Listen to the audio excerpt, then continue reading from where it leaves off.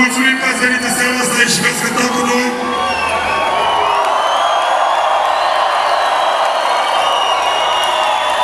De obicei, nu ieșim a 2 ore, dar acum 2 zile s-a întâmplat ceva aici. Multă lume nu se gândește că locul ăsta lucrează o grămadă de oameni. Acum 2 zile s-a întâmplat o nefericire și probabil că sigur au fost afectați, așa că bucata asta merge de la noi pentru ei. Toată lumea cântă DJ!